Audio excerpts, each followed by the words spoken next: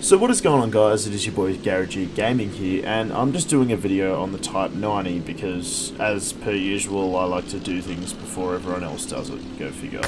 Won't you start the music, get into it, won't you dance with me? Find the bass and lose it, you can do it, won't you dance with me? Move your feet and feel in the space between. You gotta give yourself a moment. Alright, I'm just going to get one thing out of the way before we start here. Yes, I understand that this tank has a name in Japanese, I just could not be bothered to say it right now. I'll do German, Russian and French and all the other ones, just not this one, for the love of God. And also, yes, I did get this song from the iDubbbz Hitler edit. Please don't just... Yes, it's enough, okay? Anyway, so... Everyone knows, but Gaijin basically confirmed on Twitter that the Type 90 MBT was coming in. For some reason, my PS4 won't accept the format of which the image... it's hard to explain. They basically showed an image of the engine deck, and people pretty much instantly deciphered that it was a Type 90 MBT. So, as is usual with these kinds of videos that I do, I'm going to talk about pretty much, you know, the background of the vehicle, how it will perform in the game, and, you know, thankfully this one is fairly simple. So, back in the day, Mitsubishi Heavy Industries wanted a tank to replace the Type 61 and the Type 74 tanks in service. The main requirement was that the vehicle had to be capable of defeating a T-72 in combat. The tank is notable for being entirely indigenous, well almost. The exception is the gun. Do note, however, that the initial prototypes had a Japanese-built 120mm gun. However, due to cost, they decided that the German Rheinmetall 120mm would be better, as is the same on the Leopard 2 and kind of on the Abrams. That's actually a modified gun. They can fire the same ammo, but you can't actually take the gun out of the Abrams. I think it's called an M256, and you can't just stick that into a Leopard and vice versa. They're actually different tangents. The tank entered service in 1990, and because it's never been deployed overseas and it's currently being replaced by the Type 10 MBT, there's not really much to talk about other than exercises and things like that. The tank has obvious design cues coming from the Leopard 2 series. Funnily enough, the Type 74 is like a Leopard 1 with armor, whereas the Type 90 is like a Japanese Leopard 2A4. I don't know, that's what I see it as. As an interesting twist though, unlike other Western tanks, the Type 90 utilises a conveyor belt style autoloader for its 120mm in a similar fashion to the Leclerc, allowing for a rapid fire between 4 to 6 seconds between rounds. I'd call it even and say 5 seconds just in the game. It's just, yeah, that was what works for me. Although apparently the real life system can load around in 2 seconds, I think that would really strain the system.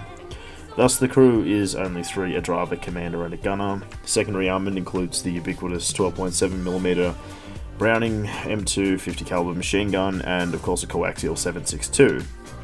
The tank also appears to be equipped with grenade-type smoke grenade launchers on either side of the turret. I don't know why I wrote it that way.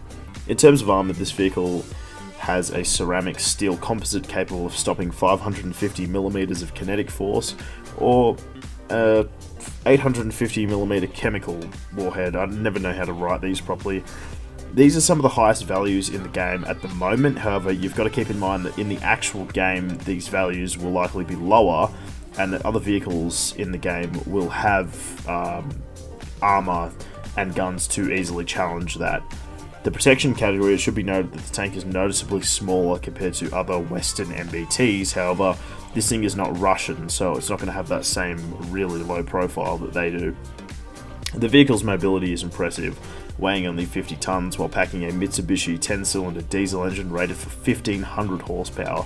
The tank's top speed of 70 kilometers per hour, and with its power-to-weight ratio of 30 horsepower per ton, its acceleration will be more than impressive and definitely adequate. These things I've heard are beasts. Also, I don't think I mentioned it, but yes, this vehicle does have hydro-pneumatic suspension, so because the vehicle was designed for Japan, this thing can do the whole dancing tank thing where, you know, you can raise the back and lower the front and stuff like that. So that's just something to keep in mind as well. Anyway, since it has no combat history and it is about to be replaced, I guess that the only place this thing will see action will be in War Thunder. It is essentially an auto-loading Leopard 2A4, and the tank will finally give Japan a sort of edge at top tier.